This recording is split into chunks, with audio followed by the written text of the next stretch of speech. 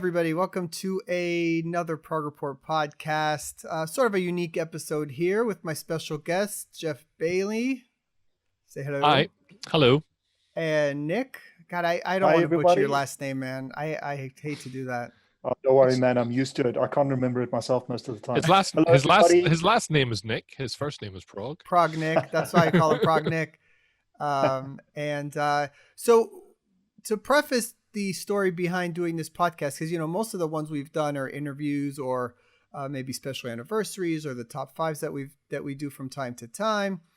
But we thought this was one that had been sort of sitting there that we wanted to do and just sort of chat about the bands that either change a lot over time or don't change or change once in a while, because there's an argument in prog rock being progressive that is it progressive if you're not really progressing, right? And changing your sound. And it really started with recently with Steven Wilson releasing his recent single Eminent Sleaze, which is, continuing down the road of him departing from being just a straight up prog artist, which he's been doing for years. And he's been vocal about not liking the label prog and wanting to try different things and trying to be more of a artist along the lines of maybe Bowie or Prince or something like that. Yet his audience is easily, a prog audience, right? I don't know what a percentage you'd put on it, 90% or something. So with that, we wanted to sort of maybe talk about some of the bands that have changed sounds and our thoughts on their changes and whether we like it or not. And so I'm just going to throw sort of a first category out here with the bands that made pretty significant changes. And so I sort of grouped those into, there's the obvious ones, Genesis, which really became an 80s pop band. Yes, sort of did the same thing in the 80s. Opeth went away from being sort of death metal to really progressive. Steven Wilson, of course. And then, I might throw Kansas in there, although it's not as drastic. But in the 80s, they got rid of the violin, which is pretty significant. So I'll start with you, Geoff. Where are you on bands changing sounds? Do you like it, not like it? Where are the ones that have worked for you among those bands or not? I think probably there's a couple of different things. I've sort of tried to break it down into three things. You've got, we started off talking about Steven Wilson, and he does seem to kind of do sort of genre shift. So the elements that are very consistent are, his voice and usually his guitar, but everything else that happens around it, he's moved from, jazz to, influences right up to the pop stuff. I think if you know a bit about him and listen to even those album podcasts that he does, he's a very eclectic taste, and for him it's just moving around and in different styles.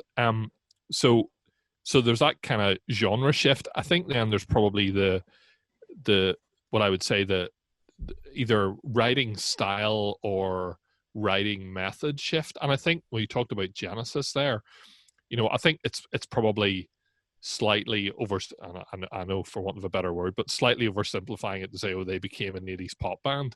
I think, Genesis evolved by losing members.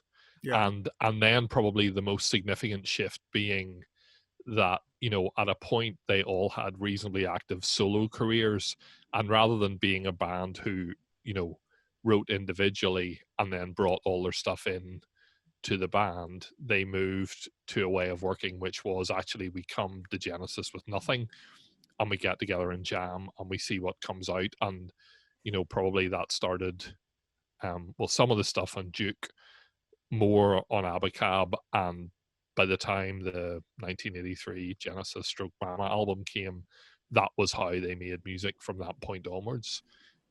So that's kind of the writing style part. And then to me, there's the either influential band members or influential production producers or production members, and Yes being a good example of that.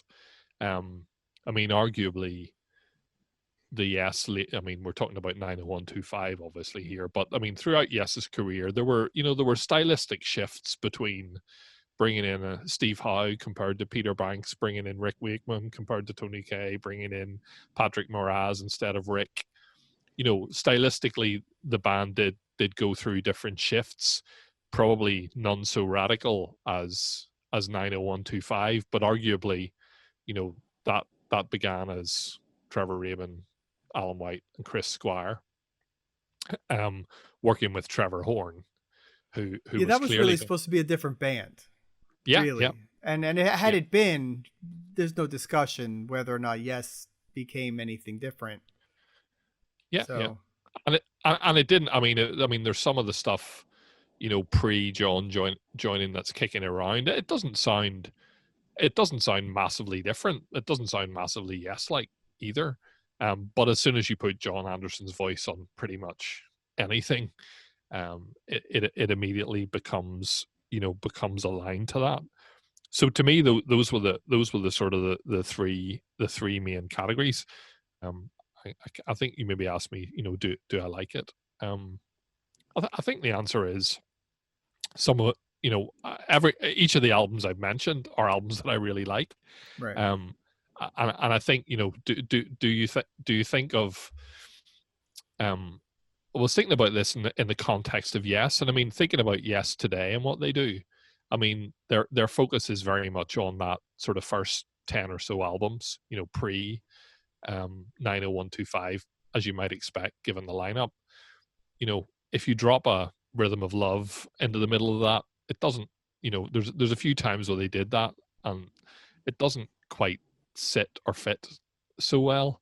And probably, something similar with Kansas. I mean, I don't think Kansas really these days, draw from that sort of slightly different 1980s period. No, I think that the set. latest they go is, I think, Audio Visions probably. Yeah. And then that's about it. And then new stuff. Whereas perversely, a band, in fact, next month we should have been seeing the Genesis reunion, but my guess is that 90% of that set would probably have been from, Abacab onwards. So it's funny how for some bands that stylistic shift supplants everything that came before, and in some bands it's sort of a side note, because maybe the band, Trevor Rabin's not in the band anymore, or John Anderson's not in the band, or whatever. How about you, Nick? I mean, where are you with some of the changes? What have been the ones that you've liked or haven't liked from some of these bigger bands? Yeah, well, I mean, if you take the big four bands of the early 70s, obviously Yes, Genesis, ELP, and King Crimson. So looking at them, I guess the one that stands out as not having made any kind of obvious shift in their style is King Crimson. But for the others, yeah, pretty much a change of some sort did happen. But I think there's a common misconception that these big early 70s prog bands, quote unquote, sold out, if you know what I'm saying, which I don't think is true, because what happened in the late 70s was they found themselves either on hiatus or having broken up temporarily, but they found that the landscape was changing. Punk was happening. There was a demand for more immediate music, and it also happened to coincide at that time with the conglomeration of the major record companies. All the smaller labels started coming together and making these big multinational corporations, which we know today as the majors. And at that time, there was massive pressure on all bands to produce hits, and they were pressurizing prog bands as much as they were pressurizing anyone else, I suppose. But I think that musically, what actually happened was, rather than making a clear stylistic shift to being pop, quote unquote, I think what rather happened was Sure, there would be the odd song that might be radio friendly in terms of what the record label was demanding. Um, uh, you've mentioned Rhythm of Love. I mean, another one would be Love Will Find a Way, Owner of a Lonely Heart. Just speaking about Yes, sure. So they made those songs which were radio friendly, I suppose.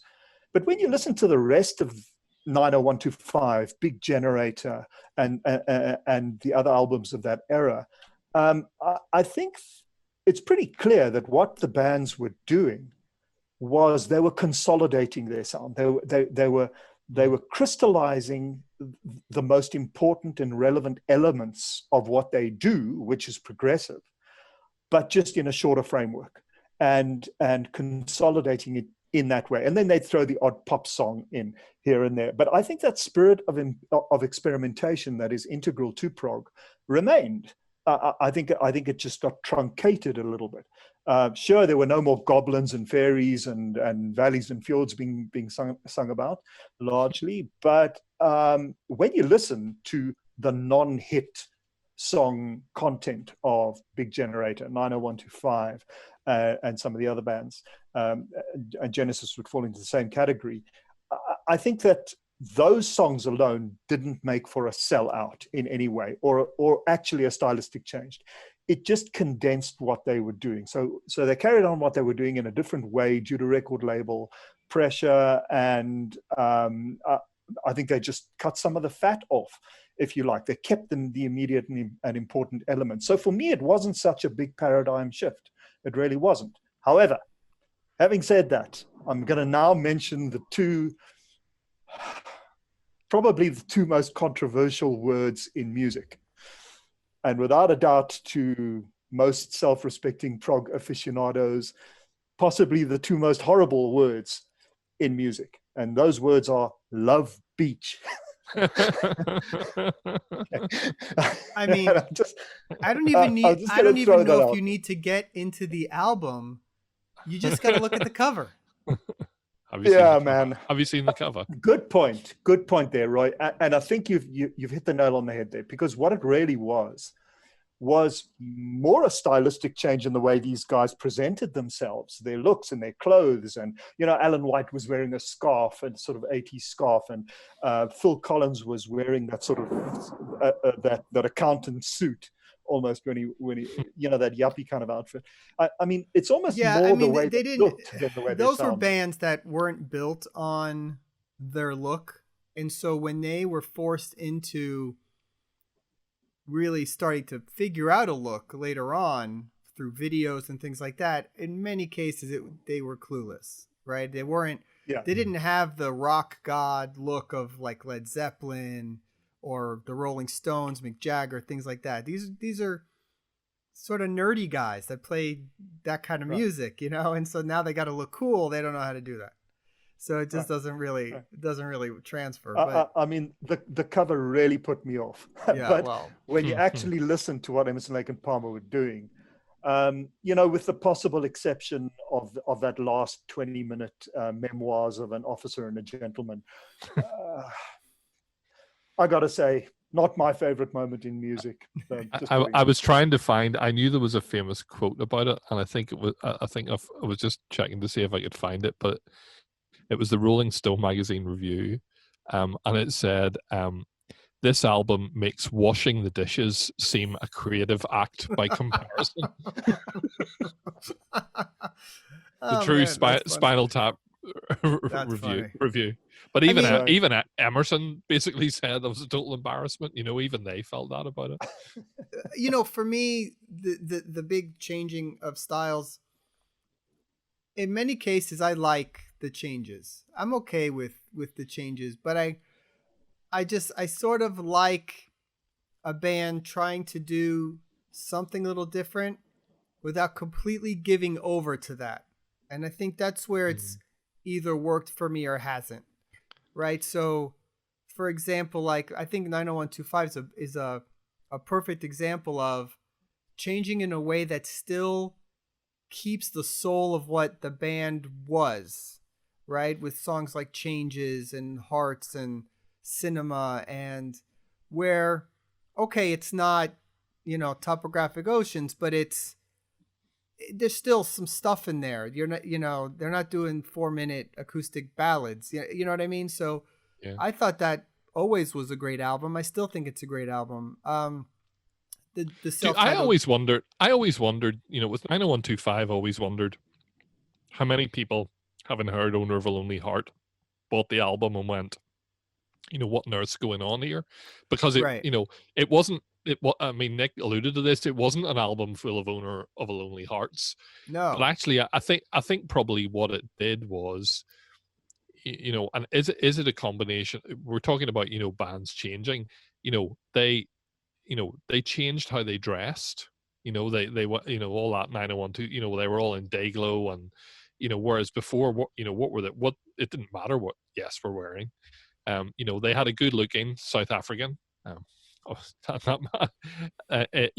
the band. I'm not talking about Nick. I'm talking about Trevor Rabin. And it put them into a new space. But the other side of it is actually that the instrumental track Cinema, that actually was part that they chopped out of a 20-minute epic, which I think is supposed to be called Time, and it's kind of one of those things that no one ever seems to have heard it. So they weren't massively, there were elements in which they weren't doing anything drastically different. But you sort of listened to Owner of a Lonely Heart and go, it's not necessarily something that you would think would be a surefire, global hit that would rehabilitate a band. It's got a great hook. Well, it's got a great chorus. I've always felt that about that song, that I don't know why, but back when that was a demo, labels were fighting over that song. That was an in-demand song by a lot of record labels that were bidding over that. For some reason, they knew that had a potential to be a hit. I don't know that I would have heard it that way, but Trevor. I think I mentioned this the last time we in one of the previous podcasts, that it almost felt to me like, okay, Cinema was interesting, very interesting as an opener to the album, then Owner of a Lonely Heart, and almost felt to me like the band were getting it out the way, and then these big harmonies came back in with Leave It, and I knew my favorite band was back. And the rest of the album just does the same thing. So yeah, I mean, talking about Genesis is very funny because I grew up as an 80s Genesis fan, never having heard the 70s stuff, and was a massive fan of like Invisible Touch at the time. And now I don't like that album almost at all, having gone back. I recognize its importance and I understand why it was successful. It just doesn't hold up for me. But the self-titled one does. To me, that's still sort of a prog album in a pop way. It's eclectic. It has some cool twists and turns, interesting songwriting. And I think with Invisible Touch, listening now, I feel like they took it a step maybe too far. But I don't begrudge them that. I mean, I don't know. I never got into the thing where like I hate a band for changing their sound completely. There's been cases where it hasn't worked for me. Like I always felt, for example, Metallica, right? Not that we consider them prog or anything, but their albums that everybody loves, Master of Puppets, Justice for All, that kind of stuff was, even a prog audience still likes that stuff. I mean, it's outrageous material back then, even now, like it's incredible. And even the Black Album, I thought, was them doing their Invisible Touch 90125, and it was still kind of heavy and it still kind of worked, and I could live with that. But then when they went to Load, I thought, well, now they're really just, they've gone a step too far. Now it's not remotely Metallica anymore. I can't listen to this. But and again, yet it made them bigger than ever. So, but was that part of, again, I think there was a thing roundabout, there was the technological change, which brought about some of the early 80s stuff. I'm not a massive Metallica fan, but Load and Reload were early 90s. Was that right? Yeah. No, so that no, was sort Loaded. No, that they were mid to late 90s. Okay, but that was when the sort Black of Album was 90, 91. okay, but that was when grunge was coming on the scene, and Right. again, a lot of the bands who were the more traditional rock bands were going, "Gosh, we're going to get left behind because we Right. don't do that." So you've got No, seeing it was strategic. your Def It Leppard was, albums behind you, seeing Slang, you know, them trying to do a bit of grunge and also a that type of record that stuff. doesn't really work for me. But Yeah, you know, so I think sometimes that is, you know, you wonder, is that record company, or is that simply where they were at, or was that simply a band going, well, let's try and do something a bit different I don't know. I because don't we've think made a record company could have gone to big bands that had sold tens of millions of records like a Def Leppard or Metallica and said, do this. I don't think they could have had that sway. I think it's the bands trying to, you know, only the strong survive type of thing. You know, they had, we better come up with something. And it might have saved their career, frankly. I'm going to put you on the spot, Roy. What's your honest opinion of Saint Anger? It's terrible. Right? It's terrible. I mean, just horrible from beginning to end. I can't. I've maybe listened to it twice, and I heard tick tock, and I went no. I do. There's one little thing Nick said earlier on, which I just wanted to I didn't want to interrupt him at the time. Did you say, Nick, that kind of King Crimson hadn't really changed that much, or did you suggest that they had? Not for me. Not for me. I mean, out of the big four, certainly the you know, with the introduction of Adrian Belew, there was a new element to it. But I don't ever feel they approached the territory of commercialism. That yes, Genesis and they didn't ELP have a top 10 hit, you know, that kind of thing. Yeah. Yeah. No, absolutely. I don't think they were ever accused of selling out, you know, whereas the other bands were. True. Whereas, just one more note on like Steven Wilson, for example. I think To the Bone, if you really follow Porcupine Tree and are a fan from before they even got, you know, really popular, To the Bone is very similar to a Lightbulb Sun or a you know, Stupid Dream album or something like that. And he was always writing 4-minute pop songs like that with choruses and things. So I don't know that album is that drastic. I will say the song Permeating is one I just can't get my head around at all. I'm not a fan of that song at all. But I don't think that album is that far of a stretch, really, from what he was doing. And I think probably some of those songs that were maybe shocking on first listen, you know, actually, in the course of time, they sort of fit. And I think the other thing about it is that maybe, I mean, I've sort of followed a lot of what Steven Wilson has done, you know, adjacent to, you know, to Porcupine Tree. And I suppose if you know, things like No Man and things like Blackfield, you know, I mean, I think at the time that we first heard some of the new Steven Wilson stuff, I really liked the last No Man album that came out the end of last year. And I mean, it's not a massive step away from that, you know, in terms of some of the kind of techniques and the sounds that he's using.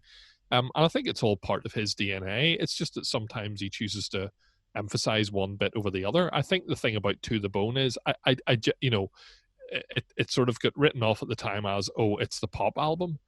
You know, there's a lot of stuff on there that is not like that at all. Well, you know, there's could a lot easily of fit.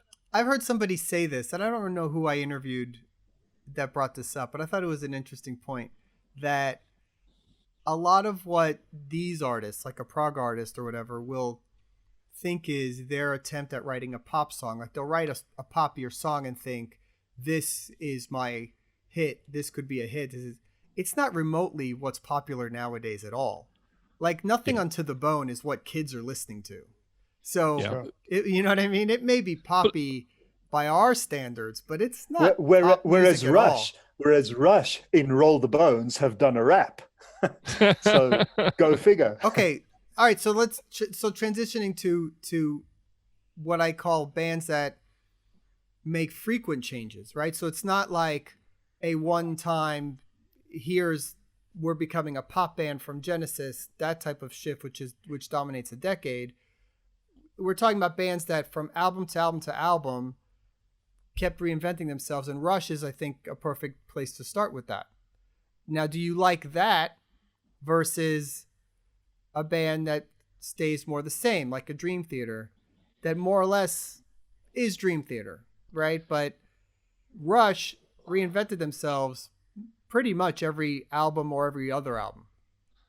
You see, when I the little list you sent us round, I was slightly surprised because, and again, we talk about Rush a lot, but Rush radically reinventing themselves every album, I don't feel that I about them at all. I mean, I think go from Hemispheres to Permanent Waves, then to Moving Pictures, then Subdivisions, then whichever one came after. Power Windows. Yeah, I mean, none of them are the same.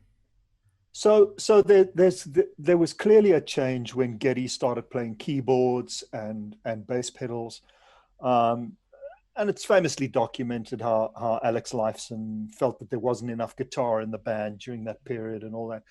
But I'm kind of with Geoff on this one.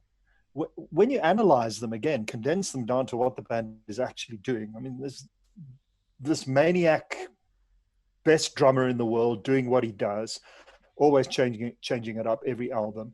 And certainly there was a stylistic shift. I mean, if you think about a song, say, like The Big Money, pretty much straight ahead, 4 on the floor, but done Neil Peart style. So it still had those nuances and those variations. Well, that's why they maintain their audience, because they did what I was talking about, where we're going to change our sound, but we're not going to change who we are.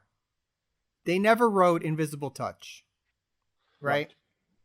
I mean, their hit is Tom Sawyer. That's a far cry from Invisible Touch or Land of Confusion. So they found a way to do it in a way that never changed what Rush was supposed to be, I think. I mean, to me, Rush are more an example of kind of slightly tweaking it each time rather than radically changing things. You know, the sort of the synth sort of sneaked in over a period of time, and then there was a time where they were at the forefront, and then they sort of tailed off a little bit. And I mean, for me, you know, clearly there are things that are different, be it, you know, Geddy's really high vocals, or, you know, the mythological, you know, fountain of whatever it's called, you know, that kind of stuff. You know, the lyrically they changed, production wise certainly they changed along the way. And the kimonos changed. Mustaches. I don't know. I mean, maybe it's just sort of hair. Maybe it's a splitting hairs definition of what changes when it comes to a band like Rush or something. But put it this way. I don't, you know, and again, tell me if this isn't a right perception, but I think a lot of people who like Rush like the entire catalog. Probably the album that most people, or at least I sense, don't tend to like is Hold Your Fire, maybe.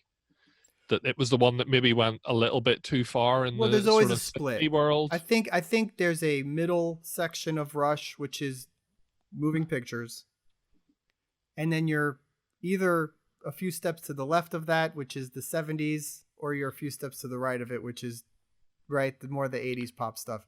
And I think the fans sort of branch out a little bit more, but most fans like all the way through one way or the other. Just either one part is a little bit more, depending on you're more of a heavy prog guy or more of an 80s rock guy. Or, you know. But I'd say, you know, it's not as extreme as, you know, the people who like Peter Gabriel Genesis and the people who like Phil Collins Genesis, or the people who like, you know, Topographic Oceans and the people who like 90125. Right. You know, to me, it was never as extreme with them.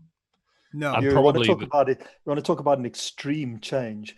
One of the bands that I grew up listening to, which were as important as Yes or Genesis or Pink Floyd even, was a band called Wishbone Ash, which you guys might know about. Now, in my opinion, Wishbone Ash were very prog for their first 3 albums. Very prog. They might not have had keyboards. They had 2 guitars, twin guitar harmony approach, but they were as important a band to me as Yes or Genesis were growing up. I mean, there was the album Argus from 1972, which to me is a prog masterpiece. It's brilliant. Yeah. And Pilgrimage, the prior album to that, also very progressive, fantastic stuff. And you know, they did morph and they made the subtle changes as the years went on, and they became more of a rock band. Then they became a bit of a metal band, then back to the hard rock, but they never lost that edge of proggy, bluesy, guitar-based, twin harmony guitar rock until the late 90s, when something bizarre happened with that band. I think it was 96 or 97, thereabouts. They brought out 2 electronica dance albums, which were hits in the dance clubs of Europe. Really? But they were nothing like anything Wishbone Ash had ever done before. They were pure on. Yeah, I'm not familiar with everything they've done, so I don't even know about that. Wow, those 2 albums, if I'm not mistaken, were called Transvisionary and I think Psychic Terrorism. And boy, was I terrorized! I got to tell you. I mean, I'm this massive Wishbone Ash fan, and all of a sudden, this full-on drum machine electronica comes out. I couldn't believe it. But thankfully, soon after that, they went back to their roots and they started doing more of the rock prog stuff again. That's funny.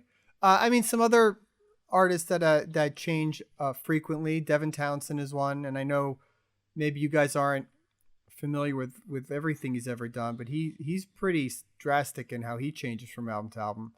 And he's done some really cool stuff. Casualties of Cool, which is a sort of a country folk record, you know, and then the Strapping Young Lad stuff, which is, you know, almost death metal at times, and the new album Empath, which is really just everything, epic, you know. So he's an album that really doesn't care and will do anything, which I think is great. We talked about King Crimson. I mean, you know, I think the Beatles are probably the landmark for being able to shift styles from album to album and even within an album, you know, better than probably anybody that ever did it, and probably are the blueprint. Them and Queen. Maybe Frank Zappa could be thrown in there as well. Well, Zappa, sure. Yeah. I mean, the Beatles were I suppose they were inventing it, really, weren't they? You know, but yeah, for sure, that's so. Then on the other side of the spectrum, you have artists that don't care to change much, right? So they have their style, their sound, their groove, and you know, maybe shifting kind of here and there a little, but for the most part, they do their thing, right? So, and I think Dream Theater and Neil Morris and Spock's Beard and maybe the Flower Kings are sort of the later prog bands that we've been fans of the last 20, 25 years. I sort of put them in that category. What do you think? Yeah, I mean, one of the things I was going to say about them is that probably, well, those bands that you've just named, they, you know, the core albums that they do probably, have a narrower range of style shifts, but a lot of the members of those bands then get their sort of jollies by actually being involved in side projects. Right. So, you know, that's an interesting way to look at it. Right. If you take Neil and Mike, for example, and right. So Mike will do every genre, but they're all in different bands. Yeah. Right. Right. And Neil will make a conscious decision. Does this song that I've just written belong in a singer-songwriter Neil Morse album, or a Transatlantic album, or a Flying Colours album, or a Neil Morse band album? You know, he consciously writes for those different projects, and that's a rare talent. So, but when I'm listening, sorry, go ahead. Well, if you take someone, I mean, thinking of even those guys aside, but, you know, take someone like Jordan Rudess, you know, and, you know, he has a whole bunch of solo albums that are, you know, piano, that are, you know, his albums where he sings on them that aren't necessarily that style. He, you know, but when they come, you know, I think when that band comes back together, they do usually what, you know, they kind of do best and what they're famous for. Yeah, John Petrucci's latest solo album has got this blues number on it called Out of the Blue, which I mean it's a real blues extravaganza. It's so removed from anything he's done from Dream Theater, and the solo actually which is a very special solo in my opinion, is unlike anything he's ever done in Dream Theater. So I think you're right there, Geoff. Yeah, these guys reserve side projects and other bands to. It's just really funny because when I listen to a new Neil Morse record, Solo Gratia, the latest one, maybe Take That, I listen to it and because he makes one of those albums only every so often, has made one in a while. When I listen to that, I like that it sounds the way it sounds, and there's a few twists there that are kind of fresh, but mostly it's a Neil Morse record as him to do, and I like that. I like Distance Over Time from Dream Theater was a standard Dream Theater record that as you like it, and it was good. It's a great album. I don't know. Sometimes with a band like that, when it's bands that are more your favorite bands, I think maybe you want them to not necessarily repeat, but stay in their universe. I think some of the brilliance in this comes out in exactly what you said, Roy. That if Neil's writing for a Neil Morse progressive rock solo album, a la Sola Scriptura, now Sola Gratia, and we know more or less what to expect. Part of the expectation and part of the excitement is asking yourself before you listen to it, how much can he do? What can he do that is new without departing too much from the expected formula? And he surprises and pleases yet again. So that's part of the brilliance. It is. It's a tough challenge for these guys. They know they have to stay within a certain scope, but they also know they don't want to repeat what they've done. And they do so much music.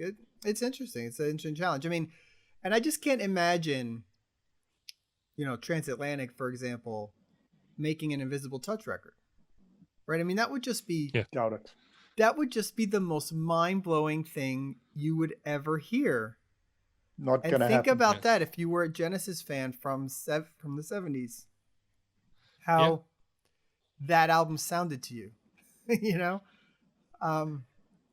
pretty insane. Yeah, I mean, being a big fan of Lamb Lies Down on Broadway and Foxtrot and Trespass, it was a shock to the system. There's no doubt. It took some getting used to. There's no doubt about it.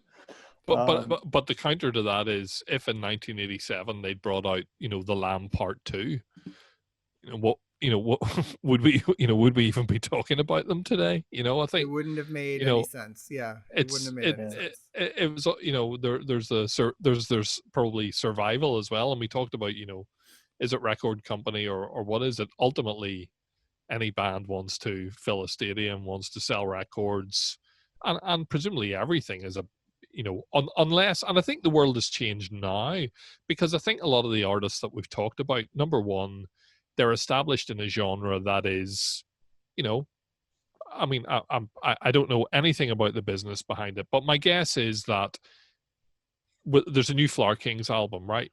I'm sure that pretty much the label will know roughly how much that will sell. They know that there's a fan base there who will buy a Flower Kings album, and that doesn't have to sell as many copies as Invisible Touch, because the world is different than it was then.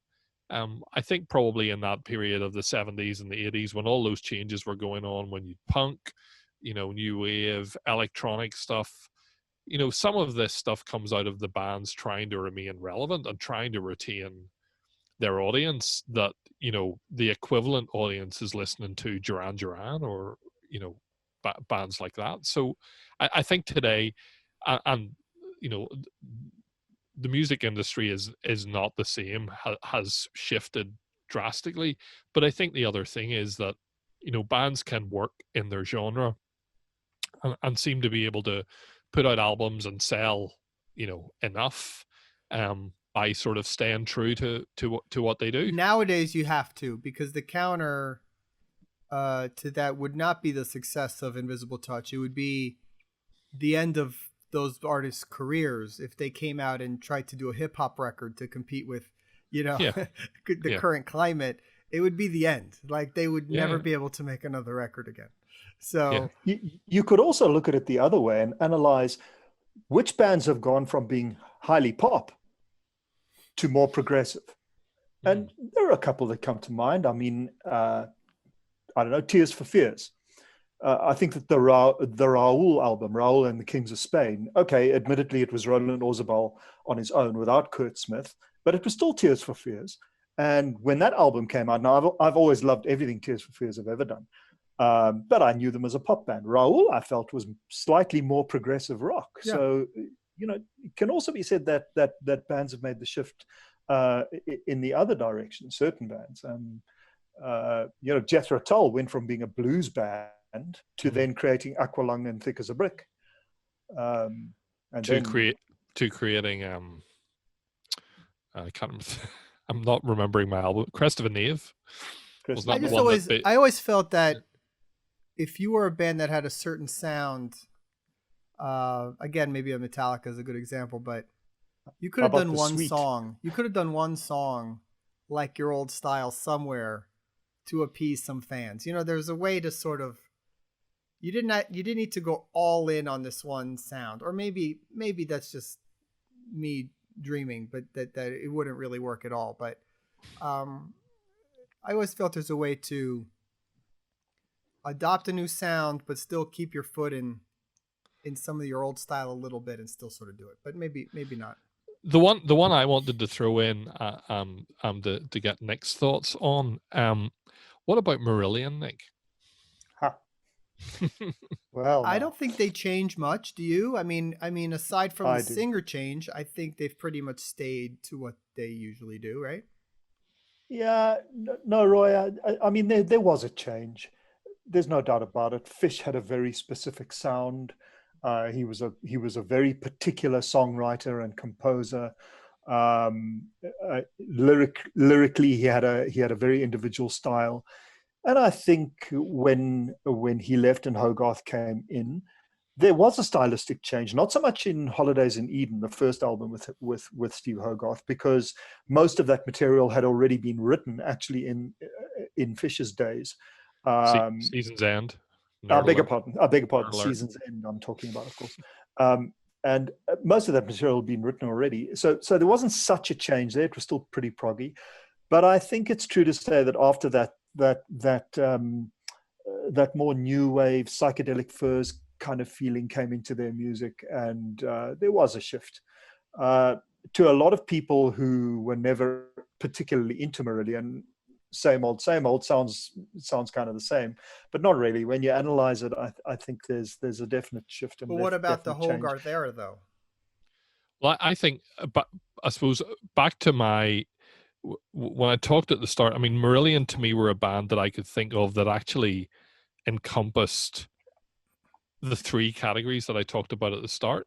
So clearly a very significant shift by losing Fish and having Hogarth come in, and the effects of that, as Nick said, didn't immediately kick in the first album, but they rippled down through the career. I mean, they have also done probably some stylistic shifts as well. I mean, we were talking about Holidays in Eden, the second album, and it was in places a much kind of poppier album. You felt like maybe they were trying to write hit singles at times, but then I think they also then seem to have got into a different writing style, which has probably run out the last maybe 6 or 7 albums in terms of that. When we get together, we come and do Marillion. I mean, they release albums of the sort of the jams. Jams are recorded. Their producer kind of chops out bits and goes, "What about that?" And from that, they craft their song. So actually, they changed their writing style from that. From something where, was probably pre-written music with Fish's lyrics layered on top. I think the other thing is that they've actually shifted quite a bit lyrically, and not just from the Fish era, but their last album, Fear, the last album, was a very, very political album, which, I mean, they'd occasionally touched on I guess that song Gaza was quite sort of about the Middle East, from the album before. But I think they've had an awful lot of shifts, but a bit like the Rush thing, Yeah, of to their me, fans they're minor shifts. Again, if I'm comparing it to Genesis or Steven Wilson or something like that, I don't think it's. Yeah, but again, you compare the first album to Kaylee, you know, it's, you know, even within the 2 or 3 albums they made a You know big. who's I a agree. band that is finding ways to change, even if it's slightly, from album to album, from the newer bands, is Haken. You know, I think if you go from Aquarius to the Mountain, which is a the very, big change came with the Mountain and the Cockroach. and then Affinity, which has a very 80s influence to it. A lot of synth sounds and weird, you know, 80s kind of drum sounds, and then the new stuff has been very heavy. They're still staying within their sound, but they're not repeating themselves.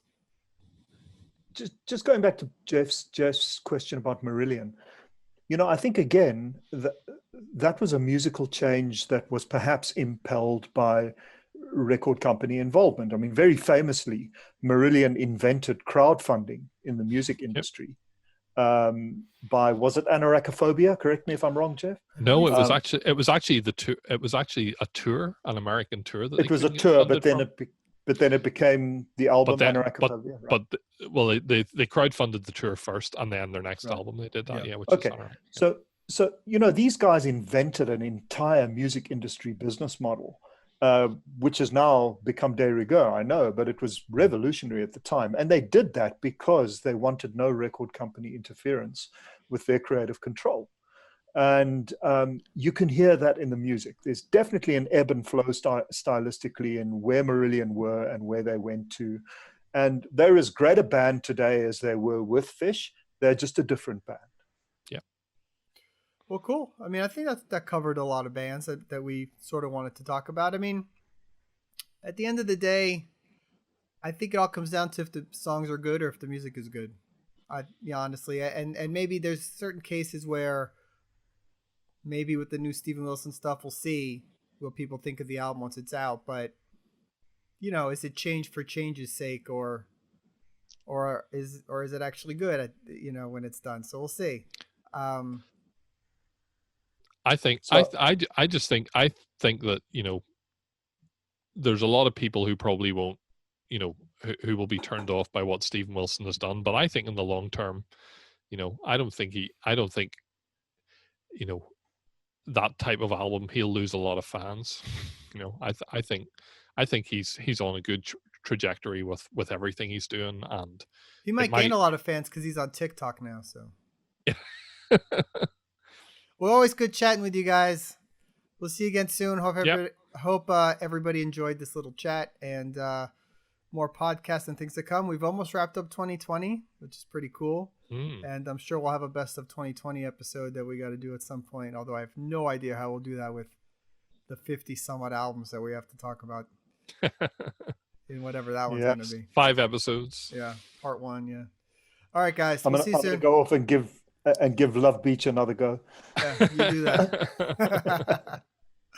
Bye, guys. We'll see you. Thanks. Bye, Roy. Bye, Geoff. Bye, everybody. Guys.